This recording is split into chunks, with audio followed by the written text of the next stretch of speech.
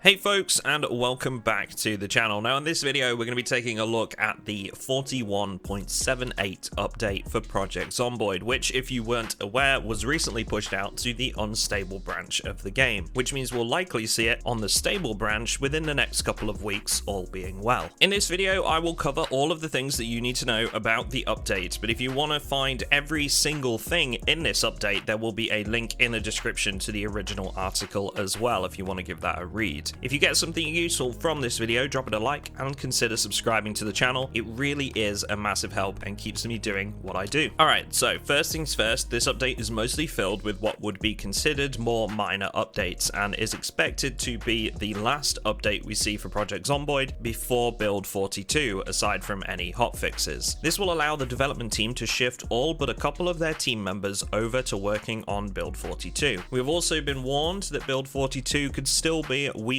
or months away from completion, just so nobody gets any misconceptions on that before I get started. Some of the biggest changes in this patch come in the form of sandbox options, some of which have actually removed the need for some popular mods entirely, as they've implemented features into the game that those mods sought to solve. Firstly, fake dead zombies can now be disabled via the sandbox options. They are also now disabled by default in multiplayer environments. I know this will be music to a lot of server hosters' ears, as these fake dead zombies have been the cause of a lot of desync issues at present. Another option that has been added to the sandbox settings is the ability to turn off corpses spawning maggots, which is another one that has been a bit tricky for server owners, as it can cause minor performance issues if these stack up. Most servers have thus added them to their cleanup lists anyway, so this has just made things even easier. One more mod that you can drop from your list now is any mod that affects the lifespan of bulbs, which thanks to this update we can now customize in the sandbox options. Simple but effective, this will allow some more use of lights on pillars crafted by carpenters, or standing lamps and spotlights for illumination, without having to replace their bulb every couple of in-game days. The next addition to the sandbox settings is the ability to disable food poisoning, or to disable food poisoning specifically with bleach. Right now I know my own PvE server has a mod in place to disable this, so it's nice to see that this has been picked up by the team and that many servers can shed another mod from their list. We can now also enable or disable XP multipliers affecting passive skills, disable the tainted water tooltip for those that want some more hardcore servers, and disable survivor vehicles from spawning if we choose to. Now, if all of those sandbox settings weren't enough for you, we still have two pretty big ones that I haven't mentioned yet. The first is the ability to randomize the zombie sandbox options for memory, sight, and hearing, and this could make for some really interesting difficulty enhancements for those that like to challenge themselves. But above all that is something that has been long debated amongst the community, especially veteran players: the addition of incredibly rare to all of the loot settings currently available. We even now have the ability to set this to none as well, so no loot of that type will spawn if you choose so,